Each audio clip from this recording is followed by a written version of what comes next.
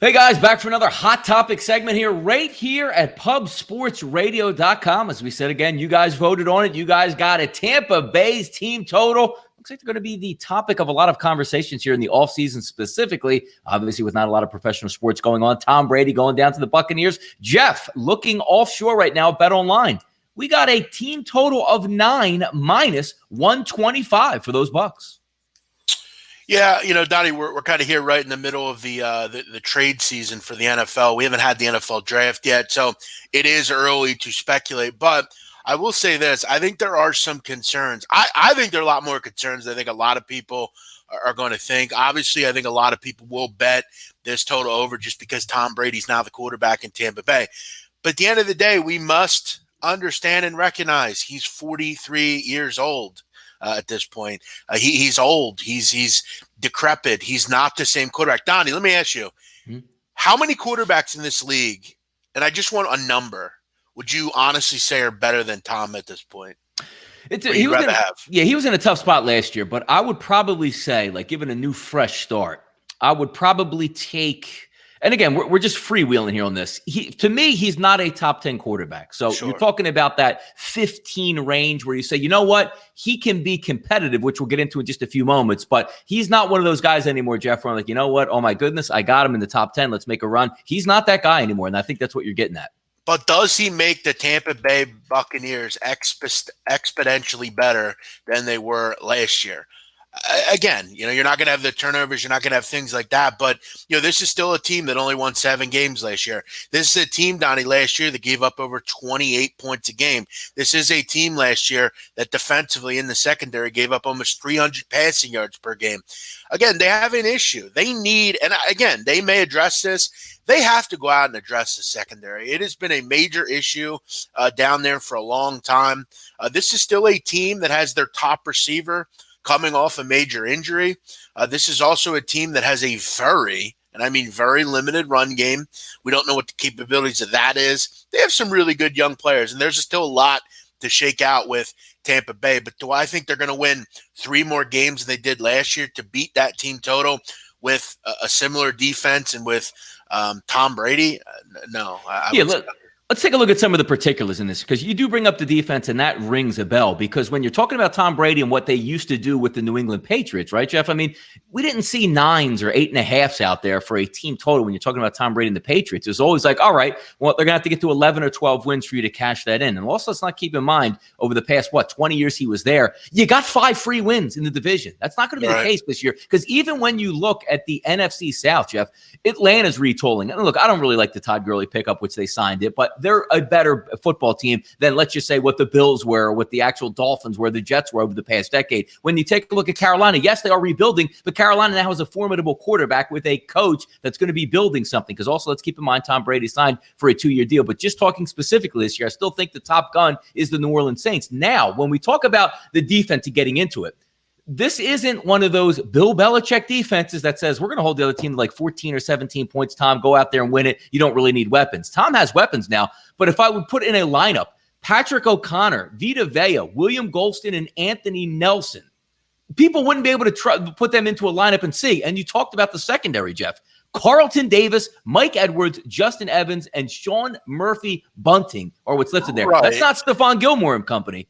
Right. I mean, and outside of, Shaquille Barrett, I mean, like you said, do you look at that defense and say, whoa, I really don't want to face them? Keep in mind, they have to play the NFC North this year. They also have to play Kansas City. They have to go play, obviously, as you said, the division's tougher this year. They got to go play the Rams. So, this is a schedule that I think is tough. I mean, again, like I said, Mike Evans coming off an injury. Also, Donnie, how's the whole, camaraderie between Arians and Tom Brady and Byron Leftwich going to be? What's that chemistry going to be like? We have to remember, we've never seen Tom Brady under the tutelage of another organization. We haven't seen how he'll be. We haven't seen all that different thing. So there's still a lot to shake out. But on the surface, I think there's a lot of question marks. And to be really honest, Donnie, how much better are they as a team with him at quarterback over Jameis Winston?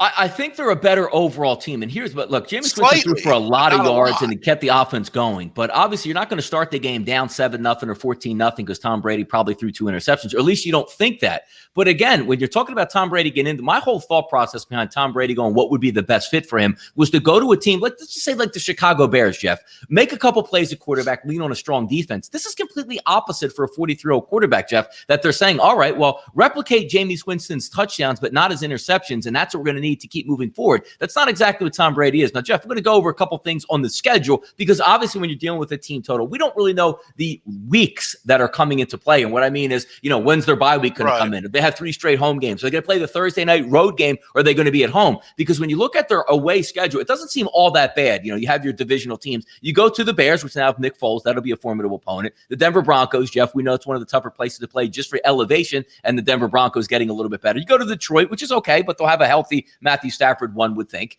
New York Giants, we'll see what you get. Raiders are average, but look at their home schedule. When you talk about, we see like the 10 or 15% bump that they're getting because everybody wants to come in there. This is a hell of a home schedule. Not only do you get obviously the guys in your division that you're going to play there, Jeff, but you're also getting Green Bay, Minnesota, Kansas City, the Chargers, and the Rams at home. That's not a cakewalk. No, it's not a cakewalk at all. That's a really great point by you. And again, we don't know what the schedule is going to look like. But, again, Donnie, we have to talk about the elephant in the room, and we continue to talk about it. The last 2 years, they've given up 29 points a game and 28.4 points a game. And unless they make a huge splash in the draft and go out and make some big-time moves there, I think it's going to be a lot of the same. To me, if I'm a bettor this year in the NFL, I'm betting a lot of games over the total with Tampa Bay. Yeah, we're looking also here maybe expanded levels of getting into the playoffs where you add the extra wild card team. I do think Tampa Bay, because last year they basically would have played for under the new conditions as well. I think they'll be fighting for that wild card spot. I don't think they win the division. I think 9 is a fair price. I don't know if they get to 10, but if you ask me today, Jeff, I think it's more likely they would get to 10 than maybe be an 8-8 team. And we still have a long way to go in the offseason, but I think that 9 is a fair number. I don't believe in all the hype. I don't know how much better they got. I do think they're a little bit better.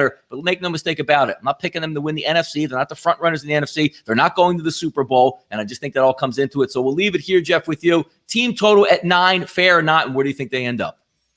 Yeah, I'm going under. I mean, it could push. I think that's possible. Yeah. But to think they're going to get 10 wins with that schedule and with the prospects that I have here, again, a lot going into this. How will the communication be? What's the play calling like? What's Mike Evans look like? He's coming off of an injury. So, yeah, there's a lot of – and then I've heard, Antonio Brown might come to the Bucs. I mean, there's just going to be a lot of stuff going on. I'm going to say they're 9-7, 8-8. I think that's what they are. I don't think he makes them exponentially better. And if I'm a Tampa Bay fan – there needs to be a long-term plan here because Tom Brady isn't it.